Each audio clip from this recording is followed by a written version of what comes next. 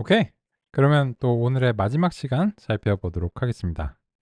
우리는 이제 지난 시간에 이제 선형 회귀의 근본적인 원리를 논의를 했고, 그거를 통해서 이제는 뭔가 이제 응용을 해보려고 하고 있습니다. 그나저나 이제 통신 확인을 안 했네. 통신 확인하면서 시작하겠습니다. 통신 확인. 네, 감사합니다. 그러면 이제 이어서 보겠습니다. 아까 이제 마지막에 논의 드렸던 게 "아 부끄럽다. 미국의 역사." 뭐 이런 거죠. 뭐 우리 아니니까. 뭐 걔네들이 부끄러운 거지. 뭐 우리가 부끄럽지 않습니다. 이런 게 이제 문제가 되는 거죠. 근데 이제 궁금한 게 있어요. 그 문제가 되는데 이 1970 년도에 그 미국의 입장에서는 혹시 이런 흑인 인구의 비율이 윤리적인 문제를 차치하고서 실제로 주택 가격에 영향을 주지 않았을까?'라고 하는 그런 게 이제 궁금합니다. 그래서 '윤리적인 문제가 있어서 더 이상은 예시 데이터 셋으로 이제 제공하지 않겠다.'라고 하는 그런 건 알겠는데, 뭐 일단 뭐 지금으로서는 당장 있고요. 그러면 우리가 궁금한 게, 이게 뭐 윤리적인 문제를 차치하고서 이게 '영향을 있는가?'라고 하는 그런 점이 이제 궁금해요. 근데 만약에 우리가 그 과정을 거쳐서 살펴본다면, 이게 '주택 가격에 별로 영향을 주지 않는다.'라고 하는 최종적인 결론에 도달할 수도 있죠, 나중에. 어떻게 도달해야 되는가는 같이 얘기를 해 봐야 되고요. 근데 그런지 아닌지 아직 모르는 상황이에요. 그러면 근데 결론적으로 만약에 이게 '주택 가격에 영향이 이제 거의 없거나 미미하다.'라고 하는 결론이 이제 나게 되면, 그러면은 괜히 흑인들만 기분이 나쁜 거야. 그죠? 아니, 주택 가격에 뭐 별로 영향을 주지도 않는데 괜히 기분 나쁘게 이거 왜 수집했어? 잘못한 거지. 그죠? 그래서 우리는 이제 궁금하니까 살펴보도록 하겠습니다. 그러면 이제 다시 모형의 관점으로 돌아와서 얘기를 해 보면, 이 모형 어제 논의 드린 대로 기계적인 거, 메카니컬한 거, 요거는 이제 공식이나 if else 문인 거죠. 그걸로 인제 할 수 있냐는 거예요. 이 주택 가격을 결정을 하고 예상하는 그런 공식이 있냐는 거죠. 그런 공식이 있으면 그냥 하면 되지. 뭐하러 이런 얘기를 하고 있어요. 근데 대체적으로 없을 것 같고, 적어도 현재 시점에선 몰라요. 즉 입력과 이 출력이 모종의 관계에 있고 그런 것을 설명하는 함수가 있다고 가정을 하고 있는 거예요. 그러면 인제 그런 함수가 이미 알려져 있다면 그건 이제 기계적인 거죠. 근데 지금은 거기에 이제 대응하지 않는 거고, 그리고 이제 두 번째로서는 이제 통계랑 확률 모형에 대해서 말씀을 드렸죠. 그런데 인제 통계 확률 모형, 아까 인제 p value나 이런 것들을 말씀을 드리면서 이것들의 인제 한계점에 대해서도 어느 정도 이제 얼렁뚱땅 말씀을 이제 드렸습니다. 그러면 만약에 기계적인 모형을 선택할 것이 아니라면, 현재 시점에서는 대체로는 통계 확률적 모형보다는 이제 기계 학습적인 알고리즘들을 머신러닝이나 또는 이제 필요에 따라서는 이제 딥러닝을 선택하시는 게 좋습니다. 지금은 이미 이제 통계로부터 좀 이제 떠나온 상황이죠. 그러면 또 다음 논의 사항이 뭐냐면, 그래서 머신러닝을 선택해야 돼? 아니면 딥러닝을 선택해야 돼? 라고 하는 것과 관련해서는, 표 형식의 데이터들은 현재 2020 년대 시점에서 여전히 머신러닝으로 대체로 해결을 하셔야 됩니다. 딥러닝으로 해 보려고 지난 10 년에 가까운 세월 동안 많은 사람들이 해 봤어요. 근데 2010년 이후로부터요. 근데 현재까지의 그 대부분의 경험적인 결론이 무엇이냐면 딥러닝이 표 형식에 대해서 잘 안 되더라. 그 이유는 까다로워요. 그리고 그거를 확정적으로 "정말 그래?"라고 명확하게 땅땅땅 얘기를 아직은 못 하지만 그 대부분의 경험에 의하면은 그래요. 제 경험도 그렇고요. 그래서 표 형식을 딱 보고서는 '아 이거는 이제 선형 모형이나 아니면 결정 틀이나 이런 걸로 이제 해결을 해야 되겠다.' 보통 인제 이런 식으로 이제 마음을 먹거든요. 하여튼 이제 그렇습니다. 그런 이유로 인해서 우리 같이 이거를 해결해 보려고 노력해 보겠습니다. 그러면 인제 데이터는 알겠어요. 데이터는 알겠고 요렇게 인제 생긴 것도 알겠어요. 그러면 그 이후의 것들은 굉장히 통상적인 절차를 이제 거칩니다. 그래서 여기서는 인제 X train X 테스트, Y train Y 테스트 하고 트레인 테스트 스플릿 하고 보스턴 데이터, 보스턴 타겟. 그냥 이제 맨날 요거 하는 거예요. 그죠? 근데 이번에는 셔플을 하는 것이 바람직합니다. 왜냐면 그 예전에는 이제 특수한 맥락으로 인해서 그러니까 뭐 시각화의 어떤 맥락으로 인해서 그리고 인제 KNN이 실패할 수밖에 없는 그런 패턴을 이제 위해서 셔플을 안 했는데 이번에는 이제 셔플을 기본값을 사용하시는 게 좋아요. 테스트 사이즈도 그냥 인제 이렇게 되고 요런 것들은 지정 안 하시면 요게 기본값입니다. 근데 기본값이 아닌 것은 이 난수 초기 값을 고정하는 것과 관련해서는 요거는 원래 기본값이 없어요.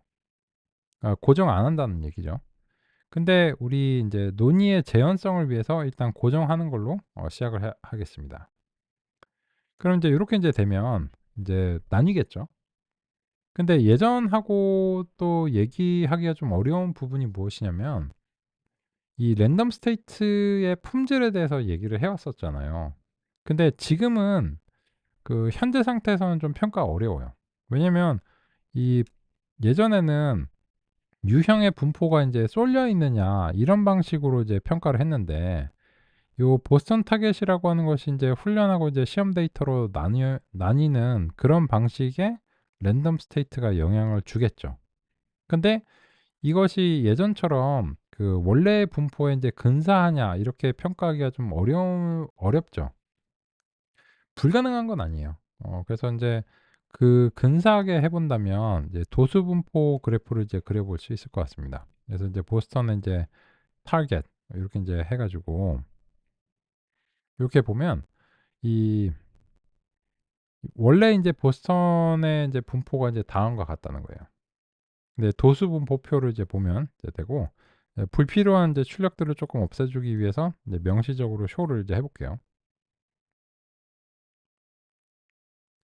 그러면 이것도 인제 일종의 EDA라고 이제 봐야 되거든요. 이제 보시면 이 부동산 가격 같은 것들은 아마도 정규 분포적인 그런 뉘앙스가 있겠죠. 완전히 정규 분포를 따른다라고 할 수는 없고. 그래서 인제 이 느낌적인 느낌이 있죠. 그래서 아마 인제 이쯤이 인제 평균치겠죠. 그리고 여기는 이제 비싼데 여기는 이제 싼데 그게 중앙쯤이고 비싼 데가 이제 갑자기 이제 톡 튀어 오르는 게 정규 분포랑은 쪼끔 이제 상이한 그런 인제 부분이죠. 이렇게 이제 요런 이제 양상을 보이면 통계에서는 이제 "이거 왜 이러냐?" 하면은 "데이터가 부족하다. 그래서 더 많은 데이터를 수집하면 결국은 이제 정규 분포의 그 매끄러움에 근접해질 것이다." 이렇게 이제 하는데 그게 언젠데? 그거 언젠지 모르지. 그죠?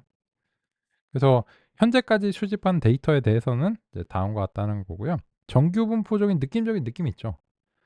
그리고 인제 상식적으로 생각해 보면 주변에 100억 짜리 집에 사는 분들이 많으신가요? 제가 개인적으로 아는 사람은 없는데요. 그 유튜브에 나오는 사람들 말고요. 개인적으로 친분 있는 사람들 중에서 전화번호 저장돼 있는 사람. 만약에 그런 분이 전화번호에 여러 명이 있다면은 어 그 사람도 아마 100억 짜리 집에 사는 사람일 가능성이 높죠. 그죠? 요 근방에 있겠죠. 근데 보통은 인제 아니니까. 그래서 보통은 인제 평균 근처가 에서 이제 가장 많죠. 그래서 인제 그런 측면에서 인제 상식에 부합한다고 생각해요. 근데 이것도 확인을 해야죠. 왜냐면 이 데이터에 인제 히스토그램을 이제 그려 봤는데 이런 식으로 나왔어요.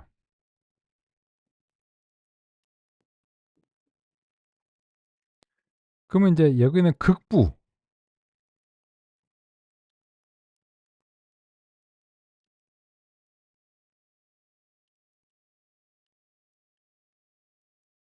근데 여기는 이제 극빈이죠, 극빈.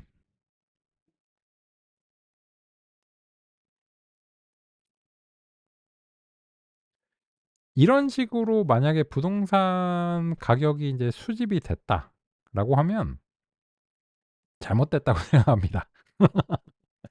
이런 경우는 이 현실에 너무 안 맞는 거잖아요. 그죠? 물론 그게 현실일 수도 있어요. 예를 들어서 뭐 지난번에 뭐 어디 뉴스에 뭐 뉴욕 타임즈 뉴스에 난 거 보니까 멕시코의 이제 어느 동네는 딱 요 경계선을 기반으로 해서 여기 인제 극부, 그리고 인제 여기는 집들이 다 크고 하얘요. 막 이제 막 파란 수영장 있고 막 하얗고 뭐 이랬거든요. 근데 요 딱 경계선을 중심으로 해서 여긴 극빈이에요, 극빈. 진짜 완전 초판자촌 이렇거든요. 그러니까 뭐 여기는 인제 마약 왕들이 살고 여기는 일반 사람들이 살고 약간 그런 건가 봐요. 그죠? 그렇다면 어쩔 수 없지. 그렇다면 인제 어쩔 수 없는 건데 그거는 이제 굉장히 좀 극단적인 상황이니까 뉴스에 날 정도로. 네. 만약에 데이터를 수집을 했는데 이런 것도 확인을 안 하고서 머신러닝 하면은 그거는 데이터 과학자가 잘못한 거예요. 현실은 이래야 되죠. 그죠? 그래서 인제 그런 기본적인 사항들을 이제 반드시 확인을 해야 됩니다. 왜냐면 이거는 정말 그런 경우가 많은데 데이터가 엉망인데 데이터를 살펴보지도 않고 그냥 알고리즘 돌리는 거야. 그래 놓고는 이게 성능이 안 나오는데요." 뭐 이래요. 근데 보통 성능이 안 나오면 알고리즘은 뻔해요. 알고리즘은 뭐 사용되는 게 한 너댓 개밖에 안 되거든요. 이제 요번에 들으시면 아실 거예요. 그 보통 알고리즘은 이미 거의 정해져 있어요. 정해져 있는데 거기서 인제 성능이 안 나온다? 100% 데이터 문제죠. 데이터가 부족하다, 잘못 수집돼 있다, 제대로 표현이 안 됐다, 뭐 보통 데이터의 문제이기 때문에 이 강의를 수강하시고 나면 결국은 '아 알고리즘이 아니고 데이터구나.' 이런 거를 아마 공감하시면 좋을 것 같아요. 이제 그런 이제 과정이면 이제 좋을 것 같습니다. 알고리즘은 그냥 연장일 뿐이에요. 무슨 말인가 하면 그 데이터가 나사에라면 이제 십자 홈이 있거나 일자 홈이 있거나 이런데 그 요 십자 홈에 십자 드라이버를 못 찾았어요. 그래 갖고 일자 드라이버로 십자 드라이버를 나사를 풀려고 한번 해 보시면 진짜 안 됩니다. 나사 한 번만 망가지거든요. 반대도 마찬가지고요. 맞는 드라이버를 써야 돼요. 맞으면 이렇게 차가닥 열립니다. 그래서 우리는 이 데이터라고 하는 곳에 숨어 있는 지식이나 정보를 뽑아내고 싶어요.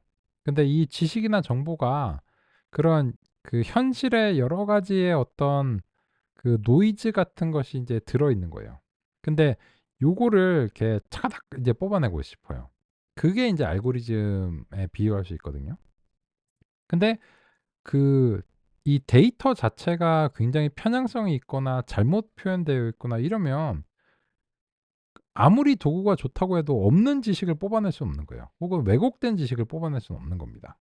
그래서 인제 데이터 입니다.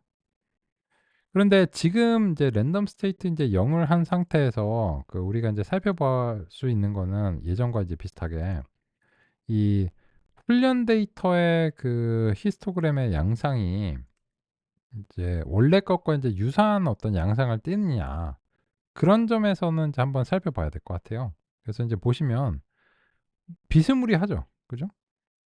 그런 측면에서는 일단 훈련 데이터는 이제 원본의 데이터와 유사한 분포로 이제 보이는 것 같고요. 그 요 Y 테스트 같은 경우에도 마찬가지로 인제 쇼를 해 가지고 이게 그럴지 아닐지 모르는 거예요. 어느 정도 좀 차이가 있는데 그래도 인제 유사한 느낌적인 느낌을 주려고 이제 노력을 하고 있어요. 그죠? 그러면 인제 그 '육안으로 보기에는 뭐 그 큰 문제는 없는 것 같다.' 이렇게 이제 평가를 할 수 있습니다. 근데 그 비교해서 인제 셔플을 이제 꺼 볼게요. 셔플을 끄고 나서 이거를 하게 되면 과연 그런 유사성을 이제 유지할 수 있는가 인제 한번 보면 이 뭐 이거는 훈련 시험 데이터를 나눴을 때 상황을 이제 보는 거니까 이거를 다시 볼 필요는 없을 것 같고요. 이제 훈련 데이터를 이제 보면 훈련 데이터는 인제 거의 인제 유사한 것 같아요. 근데 시험 데이터가 이제 쪼끔 차이가 있죠. 왜냐면 보시면 이제 전체에서 이 아까 인제 원래 분포는 요렇게 인제 되어 있고 이 요 싼 부동산들 지역의 비율이 그렇게 높진 않고 당연하게도 인제 요 평균 근처에서 이제 높은 편이에요. 그죠? 근데 셔플을 이제 끈 상태로 Y 테스트를 이제 해 보면 요 느낌적인 느낌이 어떻게 되냐면 이게 이렇게 좀 여기가 부어 올랐어요. 이렇게 오 이렇게 부어 오르고 요렇게 인제 됐다면 여기는 이 테스트 데이터가 인제 중하 지역의 비중이 인제 되게 높은 그런 느낌으로 이제 나왔거든요. 그리고 인제 상대적으로 여기는 훨씬 더 이제 적게 나왔죠. 그러면 이거는 모형이 모형에 대한 평가를 할 때 중하 지역에 대해서 많이 물어보게 되고 모형이 이제 잘하든 못하든 전체적으로 이제 왜곡이 발생했기 때문에 '그 점수를 과연 신뢰할 수 있을까?'라고 하는 이제 의문점이 이제 든다는 겁니다. 그래서 그런 인제 지금은 약간은 그렇지 심하진 않은데 어쨌든 인제 셔플을 이제 하게 되면 그런 점들이 인제 가급적이면은 원래 분포와 인제 비슷한 느낌적인 느낌이 인제 있어야 되겠죠.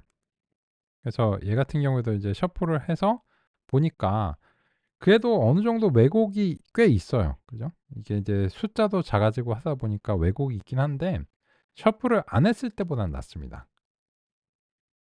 근데 예전에 그 유형에 비해서는 정량적으로 평가하기는 쪼끔 어려운 점이 있죠, 육안으로는.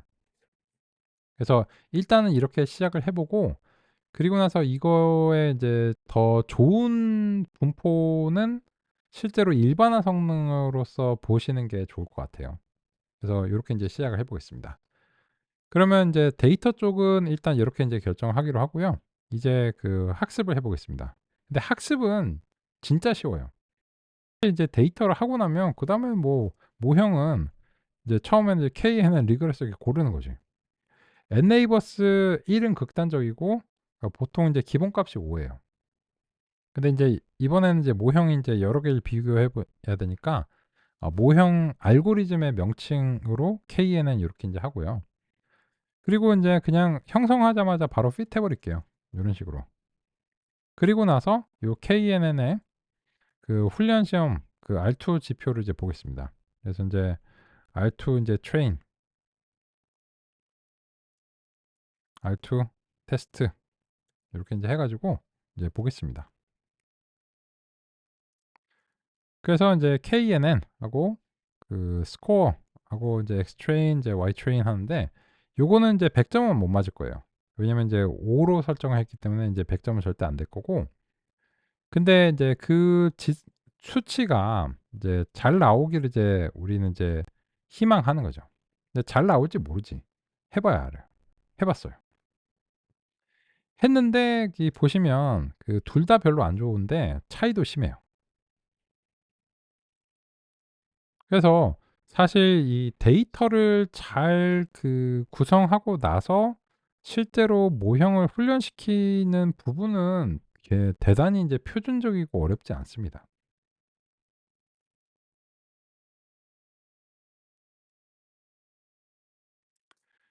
그런데 요거는 인제 KNN의 경우인 거죠. 그래서 인제 KNN 인제 모형에 대해서는 이제 그러하다. 요런 식의 이제 느낌으로 이제 해 봤습니다. 근데 이게 그 100점 만점으로 따지자면 지금 훈련도 70 점대를 맞았고 시험도 굉장히 이제 안 좋아요. 그러면은 이거는 100점 만점에서 지금 40점 맞았다 이렇게 주장할 수 있는 그런 정도의 이제 성능이거든요. 좋지 않죠. 그죠? 그러면 인제 그 비교해서 그 선형 회귀 리니어 인제 리니어 리그레션 다음과 같이 하고 선형 회귀는 근데 이 알고리즘이 너무 옛날 거라서 설정이 없어요. 그래서 그냥 주는 대로 써야 돼. 그냥 이거밖에 없어요. 그래서 인제 fit하고 똑같은 x 트레인, y 트레인을 이제 훈련시킵니다. 그리고 나서 인제 비교해서 인제 보시려면 이제 프린트문에서 이제 R2 이제 똑같이 인제 하시면 되는데 요 KNN을 이제 리니어 리그레션으로만 이제 바꿔주면 됩니다. 그럼 이제 그 귀찮으니까 좀 복사 붙여 넣기 하고 KNN을 리니어 리그레션, KNN을 리니어 리그레션 이렇게 인제 바꾸고 그리고 이제 요 프린트문에서는 이제 리니어 리그레션 이렇게 하고 그냥 이쁘게 보이기 위해서 이렇게 인제 해 보겠습니다. 그죠? 그러면 이제 같은 데이터에 대해서 여러 알고리즘을 이제 비교한다라고 하는 이제 그런 취지로 다음과 같이 인제 해 봤습니다. 요런 식이에요. 그래서 그 실제로 알고리즘의 원리를 알고 있고 그 데이터에 대해서 가공이 인제 끝났다라고 하면 실험 자체가 오래 걸리거나 인제 코드가 어렵진 않아요.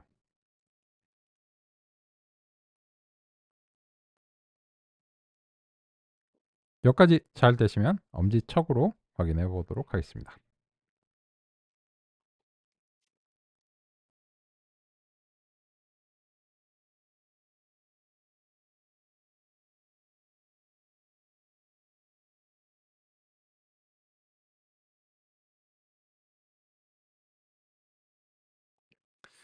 그러면 이제 이 성능은 에 대해서 얘기를 같이 해 보죠.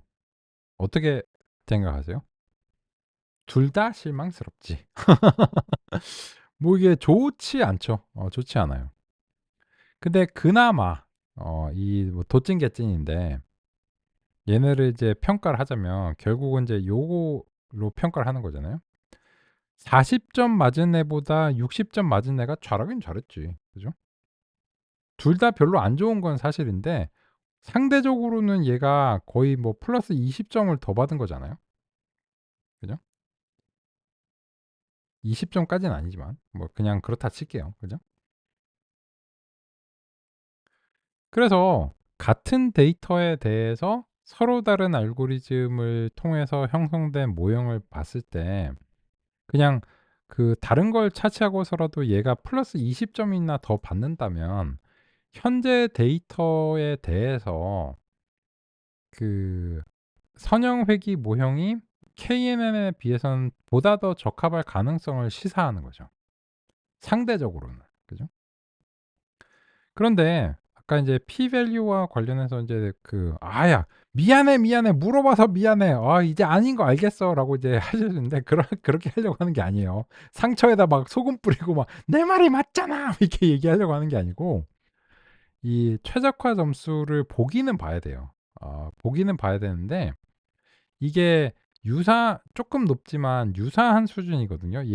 얘보다는 상대적인 차이가 훨씬 적은 편이에요. 그래서 유사한 구간에 있는데 그러면 이렇게 보면 이것만으로 보면 이 두 개가 인제 유사하다고 생각할 수도 있다는 거죠. 근데 그렇지 않고 일반화 성능에서 인제 큰 차이가 있는 걸로 봐서 p 밸류만으로는 이제 부족하고 최적화 성능만으로는 모형을 평가하는 게 이제 부족하다. 이런 점을 또 인제 다시 한번 우리가 인제 느낄 수 있습니다.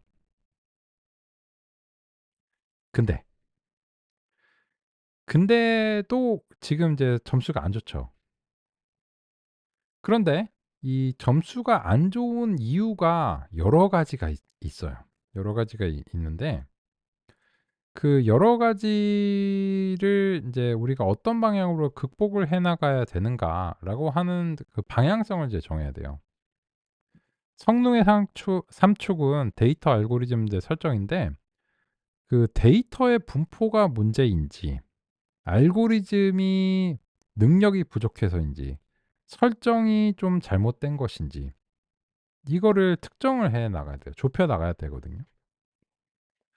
근데 지금 우리가 좀 의구심이 이제 드는 게 뭐냐면 이런 거예요.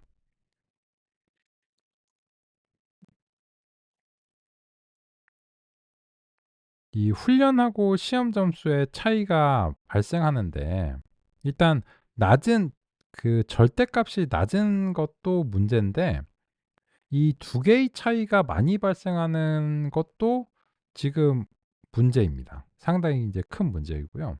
왜 문제냐면 모의고사나 연습 문제를 잘하던 학생이 얘가 인제 뭐 잘하든 못하든 어쨌든 얼마를 받았어요.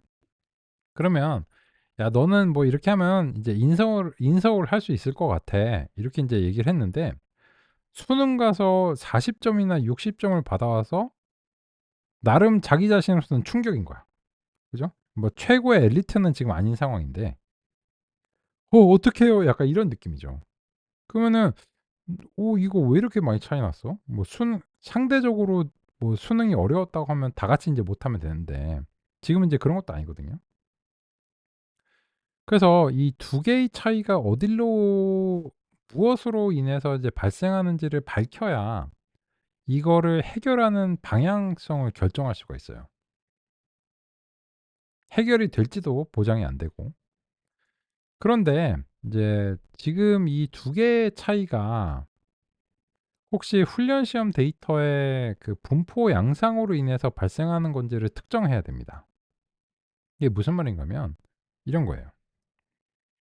그 랜덤 스테이트를 이제 고정을 해 갖고 훈련하고 이제 시험 데이터를 나눴죠.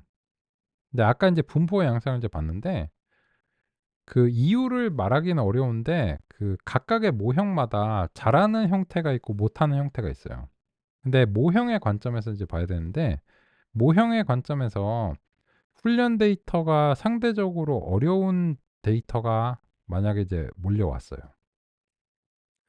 그러면 이런 경우에는 훈련 점수가 상대적으로 낮아집니다. 어려우니까. 모의고사가 막 대단히 어려웠어요. 뭐 이랬는데 근데 수능 가니까는 정작 쉬워. 막 물수능 이런 얘기가 나오는 거예요. 근데 우리는 인제 같은 데이터를 이제 우리가 보유한 데이터를 이제 쪼개서 준비하는 거니까 상대적으로 어려운 데이터가 여기에 몰려가면 시험 데이터에는 상대적으로는 이제 쉬운 데이터가 가겠죠. 그러면 이런 경우에는 어떤 일이 일어나냐면 그 훈련 점수가 와 시험 점수의 이제 격차가 벌어질 수 있어요. 그리고 이 훈련 점수가 시험 점수보다 낮은 이런 상황이 이제 발생할 수도 있습니다. 그러면 이게 '아싸!' 이럴 일이 아니에요. 이게 '수능에서 대박 났네.' 이럴 게 아니에요. 왜냐면 이거는 수능이 쉬우면 이제 다 같이 이제 올라가니까 절대 점수가 올라가는 거지 격차는 동일하잖아요. 물론 인제 수능이 쉬움으로 인해서 마음이 푸근해지면서 여유롭게 되면서 본래의 실력을 잘 발휘할 수도 있는데 알고리즘들은 그런 요인은 없으니까. 그럼 반대는요? 반대는 이제 훈련 데이터가 쉬워요. 그 분포가 모형의 관점에서 특정한 알고리즘의 관점에서. 그러면 이제 요 시험 데이터가 상대적으로 어렵죠. 그러면 그로 인해서 훈련과 이제 시험 점수의 양상이 이제 격차가 요렇게 이제 발생할 수도 있는 거예요. 그러면 어떻게 해? 이상적인 거는 이 난이도가 동일해야 돼요. 그 어려움이나 인제 쉬움의 정도가 더 동일해야 됩니다. 그걸 뭐라고 부르냐면 이제 독립동일분포 가정이라고 합니다. 그건 이제 통계에서도 그렇게 인제 가정하거든요. 훈련 시점 이게 모의고사에서 나오는 난이도나 문제가 '수능의 난이도나 문제일 것이다.'라고 가정을 해야 모의고사가 가치가 있는 거잖아요. 그래서 이 독립동일분포를 가정을 하는 것이 인제 바람직한데, 그래서 훈련 데이터의 분포와 시험 데이터의 분포가 가급적인 유사해야 되고 실제 현실에도 부합해야 됩니다. 그런 경우에는 인제 그 점수가 높든 낮든 그 양상으로서는 거의 동일하거나 유사한 점수를 이제 보여야 되는 겁니다.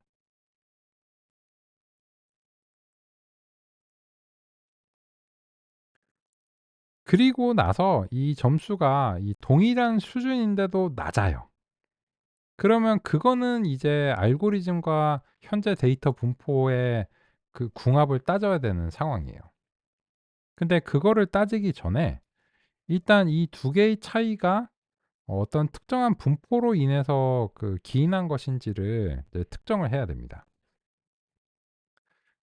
그래서 지금 요거를 이제 여러 번 반복적으로 지금 해야 되기 때문에 요거를 그 복사해 가지고 요 근처로 좀 가져올게요. 그리고 요 두 개를 이제 좀 합치겠습니다. 그리고서 인제 다시 인제 실행을 해서 결과를 이제 재현할게요. 근데 요렇게 인제 했는데 말씀드린 대로 이 분포가 올바른지 아닌지를 아까 그 분석으로서 알기는 좀 힘들어요. 근데 궁극적으로는 이 랜덤 스테이트를 이제 바꿔서 이제 훈련과 시험 데이터의 분포 양상이 방금 전에 말씀드린 그런 어떤 상황들이 발생한지 이제 볼 거예요. 그래서 이제 1로 한번 바꿔 보겠습니다. 1 이렇게 바꿔 볼게요.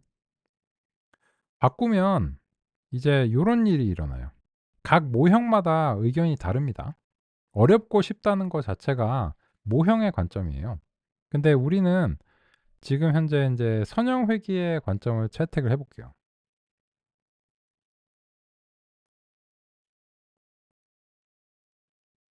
근데 보시면 똑같은 알고리즘인데 일단 점수 분포가 달라졌어요. 그러면 우리가 바꾼 거는 요 랜덤 스테이트 밖에 없거든요.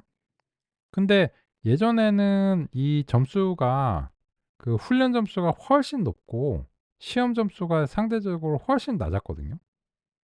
이번엔 반대예요. 그러면 그거를 뭘 시사하는가 하면 훈련 데이터가 상대적으로 어렵다. 선형 모형에 한테는요. 그리고 그러다 보니 시험 데이터에는 상대적으로 쉬운 데이터들이 몰려간 상황인 걸로 추정이 되는 거예요. 이게 크게 흔들리죠. 그러면 여기서 '아 이 모형이 분포에 의해서 실제 성능에 영향을 받는구나.'라고 하는 것도 우리가 확실히 관찰할 수 있어요.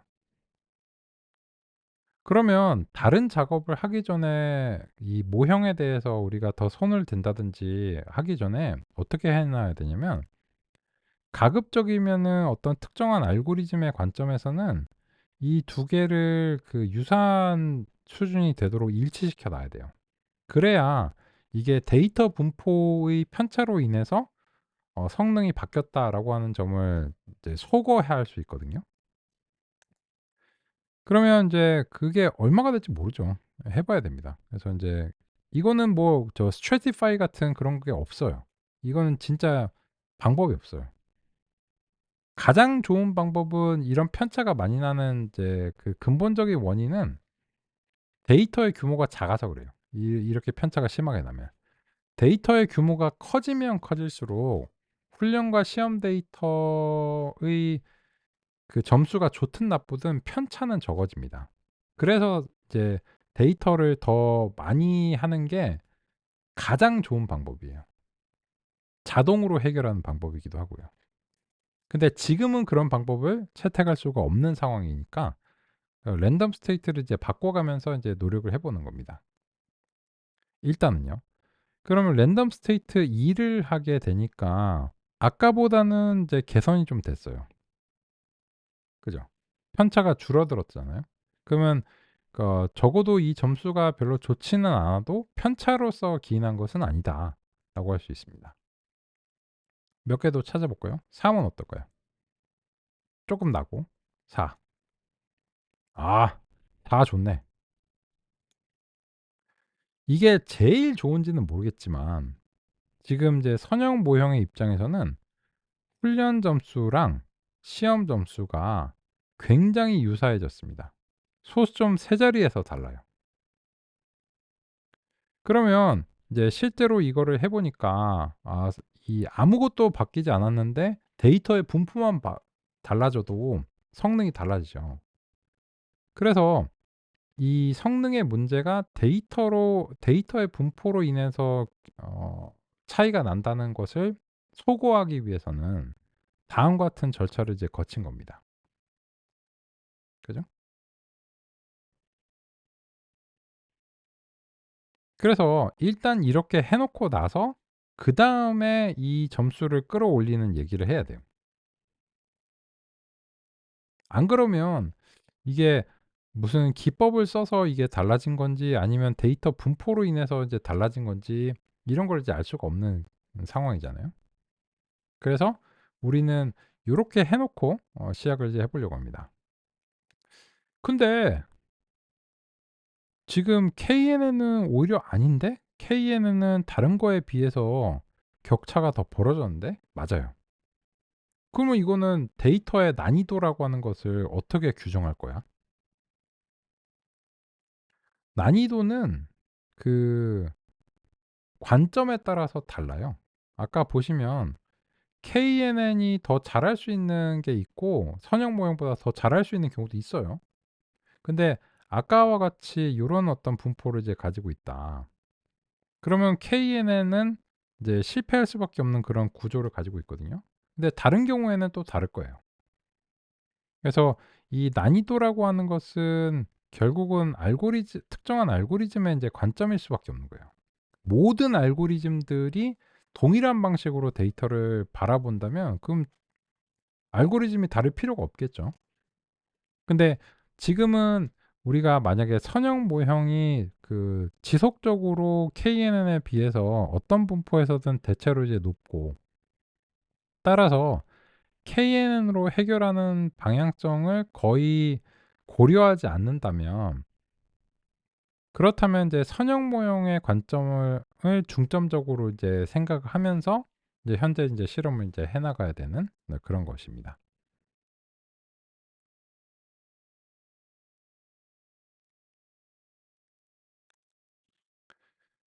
그러면 이제 이 시점에서 같이 한번 이제 살펴보겠습니다. 77 페이지를 참조해 볼게요. 여기서 현재 우리 논의에 대응하는 부분은 여기입니다.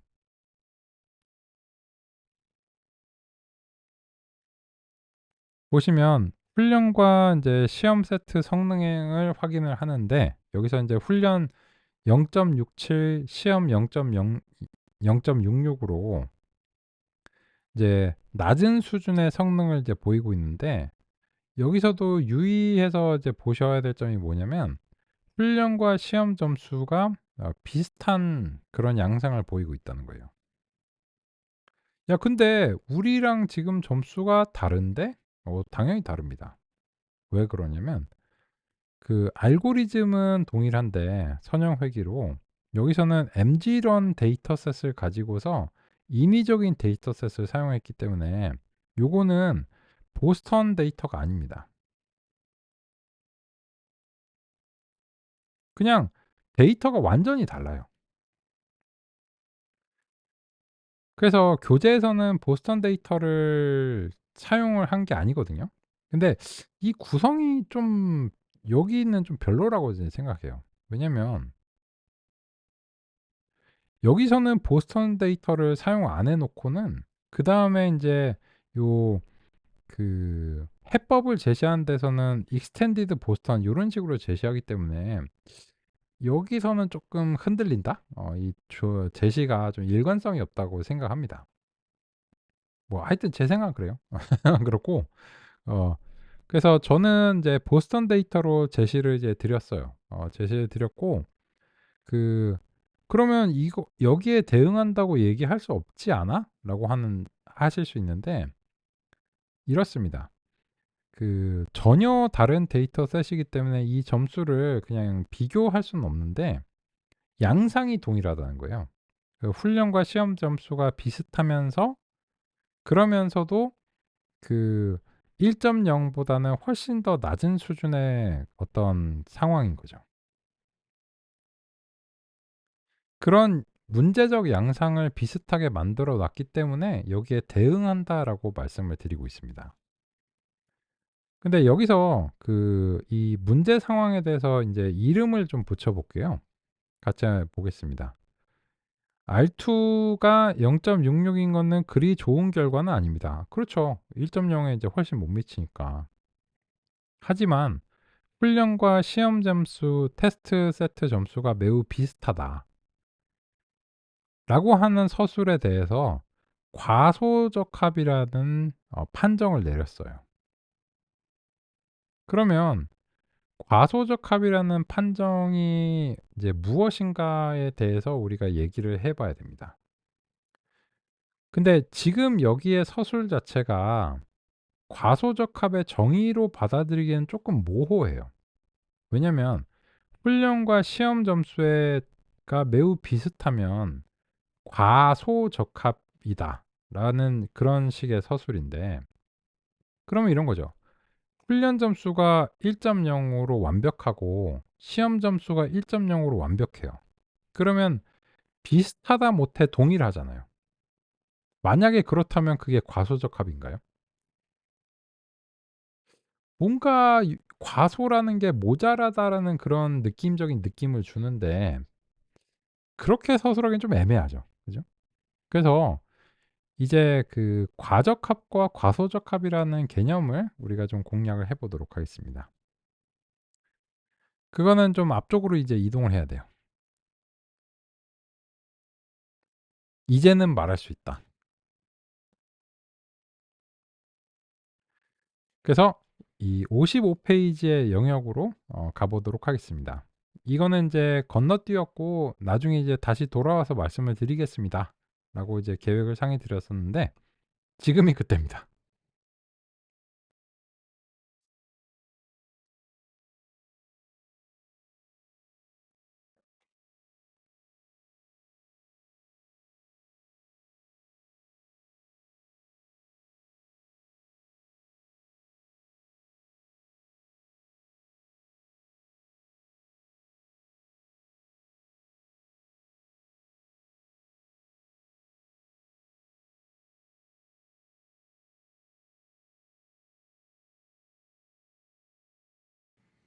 기계학습 모델을 평가할 때는 결과적으로 두 가지 지표를 동시에 살펴봅니다. 기계학습은 먼저 주어진 훈련 데이터에 대해 가능한 높은 성능을 발휘해야 합니다. 즉, 일단 모의고사를 잘 보는 것이 우선입니다. 훈련 데이터에 대해 기계학습 모델이 맞춰지는 과정을 최적화라고 하겠습니다. 그런데 알고리즘인데도 봤던 데이터에 대해 100점을 맞지 못할 수 있습니다. 각 모델의 학습 알고리즘의 특성에 따릅니다. 만약 훈련 데이터에 대해 성능이 좋지 않다면, 즉 최적화에 실패한다면 그러한 상태는 과소적합이라고 합니다. 최적화를 완벽하게 수행해 훈련 데이터에 대한 성능이 1.0, 즉 모의고사 100점을 받는 것은 좋은 일입니다. 그런데 최적화만을 잘 수행한다고 해서 기계학습 모델의 목표가 달성되었다고 하기 어렵습니다. 기계학습 모델은 궁극적으로 새로운 데이터에 대해 활용하기 위해 훈련합니다. 그래서 새로운 데이터를 대표하는 시험 데이터에 대해서도 동시에 좋은 성능을 발휘해야 합니다. 새로운 데이터에 대한 적응 능력은 일반화라고 하겠습니다. 만약 훈련 데이터에 대한 성능과 비교해 시험 데이터의 성능이 그에 못 미친다면 이것은 문제입니다. 즉, 모의고사를 잘 본다고 해도 결국 수능에서 모의고사만큼 잘해야 의미가 있는 것입니다. 훈련과 시험 데이터 성능의 차이가 많이 벌어지는 경우는 과적합 또는 과대적합이라고 합니다. 훈련 데이터에 과하게 최적화되어 일반화 성능에 부정적인 영향을 미치는 상황입니다. 정리하자면 기계학습 모델은 최적화에 성공하면서 동시에 일반화 성능도 좋아야 의미가 있습니다. 종종 최적화는 완벽하지만 일반화에 실패하는 경우가 많습니다. 기계학습 모델에 따라서는 완벽한 최적화를 무조건 보장하는 경우가 있습니다. 하지만 그러한 것이 일반화까지 완벽하게 된다는 것을 의미하지는 않습니다. 일반화 성능은 반드시 시험 데이터로 평가해서 살펴봐야 합니다. 이러한 현상이 발생하는 이유는 크게 두 가지인데, 첫 번째는 모델의 표현력이고 두 번째는 데이터의 규모입니다. 모델의 표현력이 부족하면 과소적합이 발생하고 과하면 과적합이 발생합니다. 데이터가 너무 작은 경우에는 과적합이 주로 발생합니다.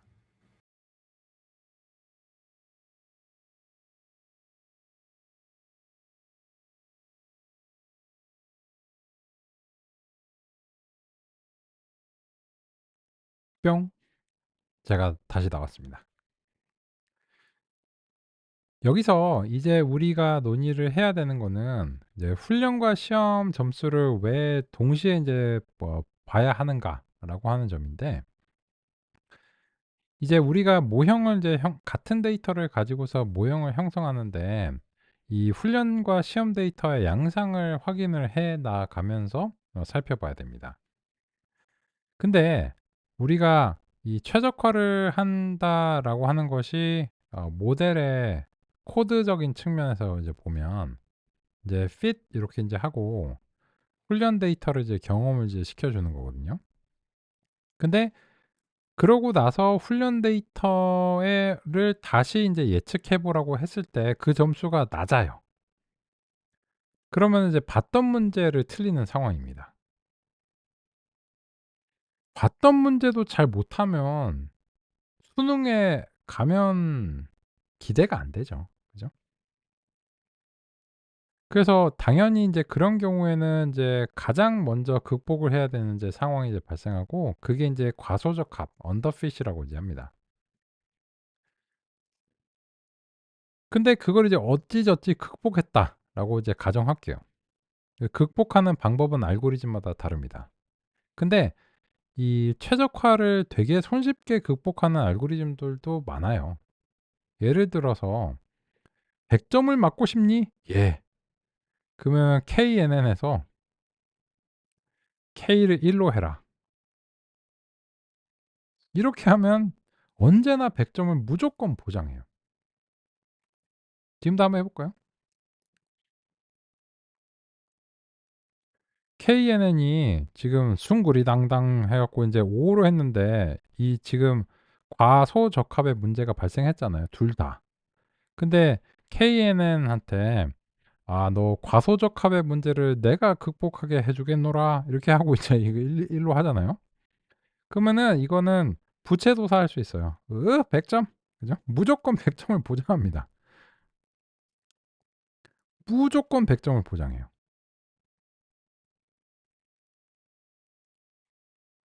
그러면 최적화의 문제를 극복하는 거죠.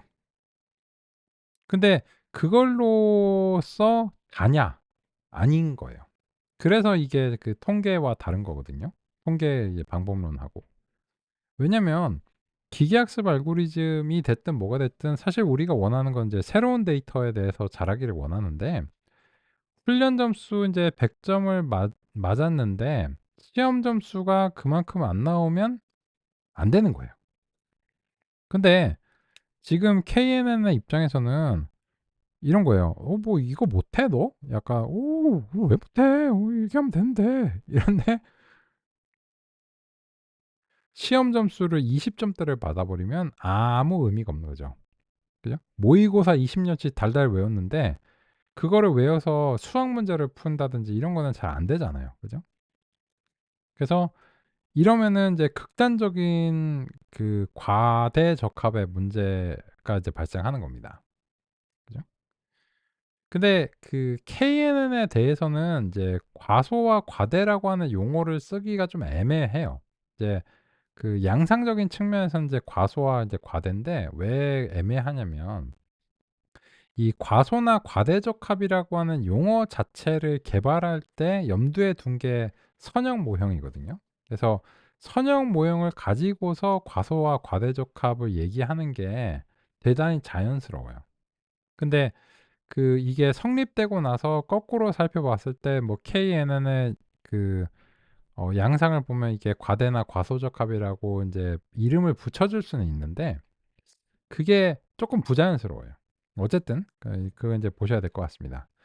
그래서 지금은 그러면 뭘로 판정을 했냐면 선형 모형에 대해서는 지금 어 두 개 이 100 점보다 훨씬 못 미치는 상황이기 때문에 과소로 이제 판정을 했습니다. 근데 인제 과소와 인제 과대라고 하는 것의 균형점을 찾아서 좀 더 높은 곳을 향해서 갈 수 있는지 여부를 이제 우리가 인제 확인을 해 봐야 되는데 그것 역시 다양한 방법론을 적용해야 됩니다. 그런 방법론에 대한 논의는 내일 이어서 또 살펴보도록 하겠습니다. 오늘은 여기까지 알아보겠습니다.